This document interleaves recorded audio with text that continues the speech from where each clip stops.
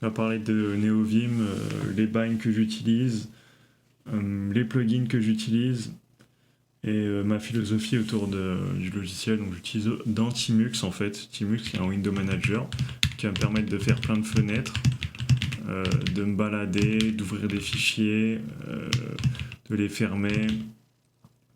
Je peux aussi ouvrir mes fichiers config, par exemple j'ouvre ma config de Vim, j'ouvre ma config de Tmux rapidement avec des raccourcis, par exemple là on voit tous les raccourcis que j'ai mis sur Tmux.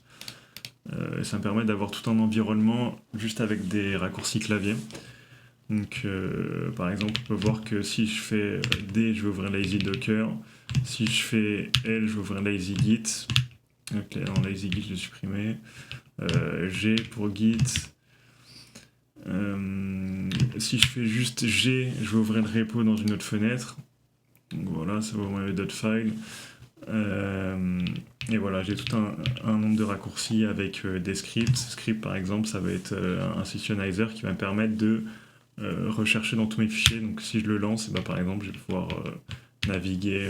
C'est comme un grep en fait. Je vais utiliser FDF, enfin FZF, donc, qui est un fuzzy finder classique comme ça, et ça va directement le rappeler sur le répertoire. Le scriptier, tout ça. Et voilà, donc ce qu'il y a autour de Tmux, j'ai aussi mon raccourci pour lancer Emacs, le projet sur lequel je travaille en ce moment, mes .files, avec H, chez moi aussi, que j'utilise. Et enfin voilà, Tmux c'est tout simple, mais en fait, vu que je swap énormément entre mon laptop et mon PC fixe, et bah, ça me permet d'avoir un environnement où je travaille juste sur une window. Parce que mon code, de manière générale, il faut savoir qu'il est pas... je travaille pas avec des fenêtres split, mon code, il est uniquement comme cette fenêtre.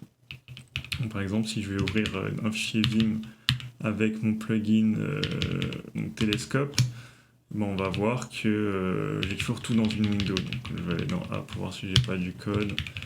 Voilà, donc là j'ai tout dans une window et je travaille comme ça en fait. Et au-delà d'avoir des tables qui sont split, donc comme vous voyez 1, 2, 3 et 4, donc je peux swap avec ma leader key c'est espace, donc je fais CTRL espace et je peux swap de fenêtres. Et sur Vim, je peux pareil ouvrir des tabs et swap avec ces tabs en appuyant sur espace et le nom du tab. Et ce qui est bien, c'est qu'on peut ouvrir des tables de plein de manières. Par exemple, là on voit qu'ici je vais avoir mon composant protect root. Je peux l'ouvrir sa référence avec espace find référence et directement, si je vois une référence que je cherche, par exemple ici, bah, je vais faire CTRL tab, ça va dans une autre tab et je vais pouvoir swap. Bon là en l'occurrence j'ai les mêmes, mais admettons je cherche autre chose, et profile, il n'y en a qu'une occurrence, mais je vais en chercher d'autres. Et bah, je vais ouvrir dans une table et on va pouvoir swap comme ça, ou alors directement, si on fait on peut aussi faire un splitting vertical comme ça. Je vais avoir des environnements avec des splits verticales et d'autres environnements, je vais pouvoir swap de table. Et ça va me permettre de jump de référence en référence assez rapidement, ce qui permet de naviguer un DOM tree plutôt facilement. Donc ça, ce qui fait ça, c'est de base, c'est GRR sur NeoVim, mais sur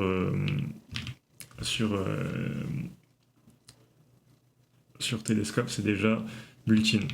Donc j'utilise tous les raccourcis de base. En termes de raccourcis rapides, c'est que j'utilise pas, j'ai remplacé donc ma touche donc deux points, je l'ai remplacé avec point virgule. Donc ça m'évite d'appuyer sur Shift à chaque fois. Donc je fais juste 2 points et directement ça s'ouvre à chaque fois.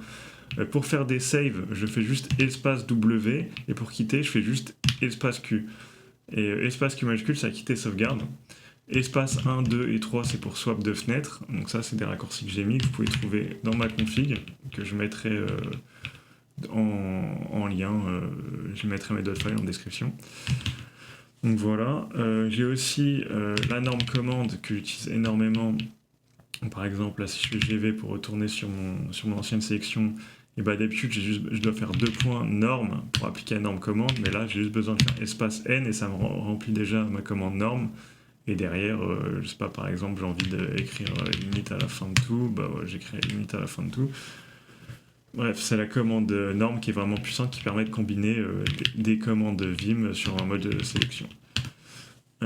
Ensuite, je vais avoir, au lieu de faire /S pour faire des substituts, bah pareil, je vais pouvoir juste faire CTRL S et directement je vais avoir mon substitut. Par exemple, je vais remplacer admin, tous les admins par voiture, qui n'a aucun sens, bah, bon, ça va le faire. Voilà. J'ai une notification Discord. Et donc voilà pour mes raccourcis. Il me semble que j'en ai pas. J'ai pas de killer. J'ai pas de raccourcis vraiment d'autres vraiment très puissants. Donc je vais utiliser ça pour quitter, pour me déplacer. Ah oui, très important. Si je suis dans un buffer, et par exemple je vais utiliser. Là on va dire que je suis dans App, donc on voit que je suis dans mon front-end. Et si je me navigue ici, on voit que je suis dans le front. Et si je vais dans un fichier et que je vais par exemple espace CD, bah directement ça va déplacer mon directeur ici. Et quand je vais rechercher la prochaine fois avec Telescope, ça va chercher à partir de ma position actuelle. Donc c'est très pratique sur Vim parce que quand on se déplace de directory dans les buffers, ça ne fait pas automatiquement. Voilà pourquoi j'ai mis ça. Et je vais avoir donc les commandes que je vous ai dit pour sauter. À chaque fois, en fait, ce que je fais, c'est que dès que je fais des jumps, ça recentre. J'ai le mode normal. Et après, je vais avoir mes commandes classiques donc, qui interagissent avec LSP. Donc toutes mes commandes qui sont liées à LSP, Télescope, mes snippets d'insertion. Et voilà, principalement. Donc, c'est parti, je vous montre comment marche mes LSP.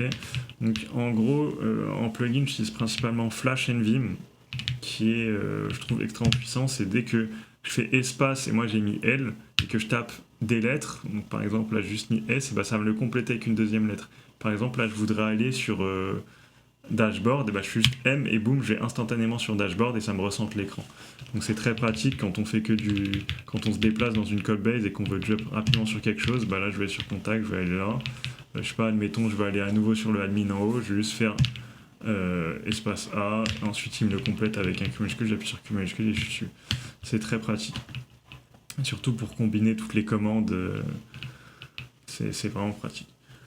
J'utilise Telescope, donc le fameux Fuzzy Find. Donc si je fais espace FF, ça va me chercher dans tous mes fichiers. Espace FG, ça va me permettre de grep dans mes fichiers. Espace FI, ça va me permettre de chercher la référence par rapport à là où je suis. Donc Find Word dans toute ma Conbase. Donc là, en l'occurrence, je suis sur View Response. Et ben, je vais chercher tous mes View Response. Tout ce qui est en tout cas qui est lié à View Response. Mais si je veux les vraies références, donc tout ce que View Response appelle, et ben, je vais voir les références. Donc là, je vois qu'il est importé ici, que j'utilise plus bas, que je l'importe dans un autre fichier qui est index. Et ça peut être très pratique pour remonter les bugs, voir où c'est appelé. Et comme je vous ai dit tout à l'heure, je vais pouvoir le split dans une Windows, débugger ici, afficher, voir ce que ça fait, etc. Donc voilà. Et pour ce qui est de ça, j'ai aussi pour voir les types, donc je peux directement jump avec FT pour voir les types en TypeScript, FS pour voir les symboles. Donc par exemple dans ma page actuellement, si je vais dans My Activity et que je fais FS, je vais dans un fichier plus populaire, par exemple Profile, je fais FS, je vais voir tout ce qui est appelé. Donc ça peut être pas mal pour chercher les fonctions. On voit ici que j'appelle que 2 fonctions dans ce fichier, que j'écris que 2 fonctions dans ce fichier, donc ça peut être pas mal pour ça. Par exemple pour les erreurs TypeScript, c'est pareil. Je peux faire F warning. Et ça va me montrer tous les warnings et je vais pouvoir jump sur les warnings. Donc c'est une sorte de grep. Donc il y en a un paquet. Je vous conseille de lire la doc comparée à Telescope et LSP pour ça. Moi j'ai pas les warnings qui s'affichent directement. Mais si je fais K, si je fais espace D, donc leader D, bah, je vais voir les erreurs. Ça me permet d'être plus conscient avec mon code et de savoir réellement ce qui se passe au lieu d'avoir des erreurs partout qui font paniquer. C'est mieux, je trouve. J'ai le truc de base qui est Shift K pour voir en gros le type d'une variable, d'un élément, d'un composant, d'une fonction. Voilà. Donc j'utilise i3 pour naviguer de window. Donc ça va me permettre d'avoir mon browser, ensuite mon Vim avec tout mon environnement Tmux, et par exemple je vais avoir de la doc dans une autre fenêtre, ou mon Doom iMac que je peux lancer. Je peux ouvrir aussi les fichiers récents avec espace FO, donc hot file, Là, on voit que j'étais dans Profile juste avant. Si j'ouvre justement, je peux ouvrir mon file tree. Enfin, j'utilise pas le file tree, mais j'utilise Oil pour parcourir rapidement. J'utilise pas ça pour parcourir ma codebase, je fusille find pour parcourir ma codebase avec juste find file, ou alors je vais grep, ou alors je vais faire find all file, ou je vais directement jump sur les références.